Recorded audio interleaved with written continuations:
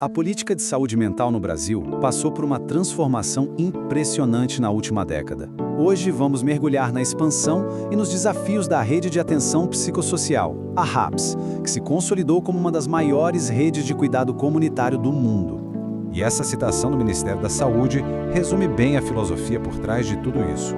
Veja, não se trata apenas de tratamento, mas de enxergar a saúde mental como um processo civilizatório.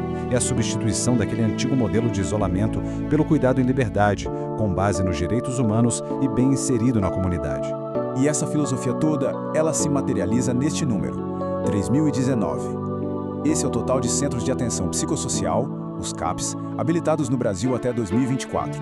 É essa infraestrutura que transforma o cuidado em liberdade em uma realidade e que mostra a dimensão do que foi construído. Para a gente entender o real significado desses números, a nossa análise vai passar pelo panorama atual, pela expansão da rede, pelos altos e baixos da última década, pelos desafios de cobertura e, claro, vamos olhar para o futuro desse cuidado. Então vamos lá. O que de fato significa ter mais de 3.000 CAPs espalhados pelo Brasil? Significa que a gente consolidou uma política pública de saúde mental com uma capilaridade territorial notável e uma estrutura realmente robusta. E esse patamar coloca o sistema brasileiro em um lugar de destaque internacional. Nós estamos falando de uma das maiores redes públicas de cuidado comunitário em saúde mental do mundo. É uma estrutura que, por princípio, prioriza o cuidado no território, integrado à vida das pessoas. Mas como foi que chegamos até aqui? A expansão da rede é marcada por um crescimento realmente impressionante, com os CAPs sendo o principal motor da mudança no modelo de assistência em saúde mental. E esse gráfico aqui não deixa dúvida. A curva ascendente é muito clara, mas vale notar a aceleração da expansão entre 2004 e 2016.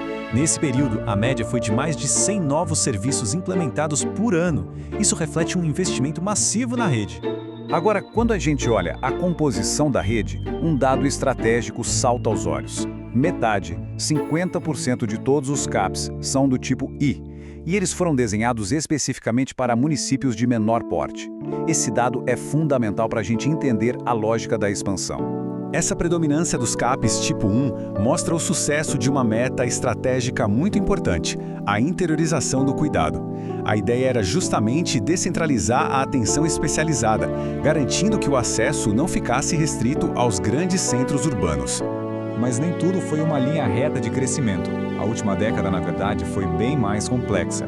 Foi um período marcado por um crescimento acelerado, sim, mas que foi seguido por uma desaceleração notável e só mais recentemente por uma retomada bem vigorosa.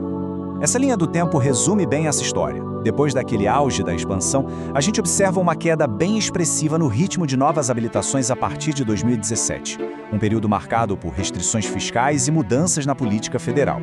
Mas, felizmente, o biênio 2023-2024 mostra uma reversão clara dessa tendência. O crescimento voltou. E os dados são muito claros. No biênio 2021-2022, foram habilitados 93 novos CAPs. Agora, olha o salto. No biênio seguinte, 2023-2024, esse número foi para 180. É um aumento de quase 100%, o que evidencia uma retomada bem robusta do investimento federal na área. E essa retomada toda, claro, tem uma base financeira. O orçamento da RAPS cresceu mais de 35% em comparação com 2022. E foi isso que permitiu não só criar novos serviços, mas também fortalecer o custeio da rede que já existia. Ok, a rede cresceu, o investimento voltou. Mas agora a questão fundamental muda um pouco de foco. A rede está chegando a todos que precisam? E mais, está chegando de forma equitativa? É aqui que entram os desafios da cobertura e da equidade. Esses dois mapas são muito reveladores. A gente vê que a área em azul, que são os municípios com CAPs, se expandiu bastante na última década, principalmente no norte e centro-oeste. No entanto, as áreas em vermelho continuam ali, mostrando os vazios assistenciais, municípios que poderiam ter um CAPs, mas que ainda não têm. E a desigualdade regional aparece como um dos principais desafios. Esse indicador de cobertura de CAPs por 100 mil habitantes expõe um contraste gritante. Enquanto a região Nordeste tem um índice de 1,28, acima da média nacional, a região Norte tem a menor cobertura do país, com apenas 0,79. Então o ponto crucial do desafio hoje é o que chamamos de vazio assistencial. Cerca de 21,6% dos municípios que são elegíveis, ou seja, que têm população suficiente para receber um CAPs, ainda não possuem. Estamos falando de 484 municípios, que representa a próxima fronteira para a expansão da rede. Para enfrentar essas disparidades, a política atual está colocando a equidade como uma premissa fundamental.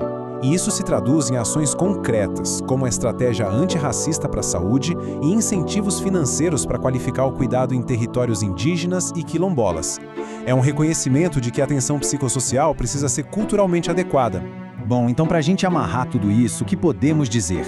A trajetória da saúde mental no Brasil é sem dúvida marcada por conquistas muito significativas, mas também por desafios persistentes, que acabam desenhando os próximos passos.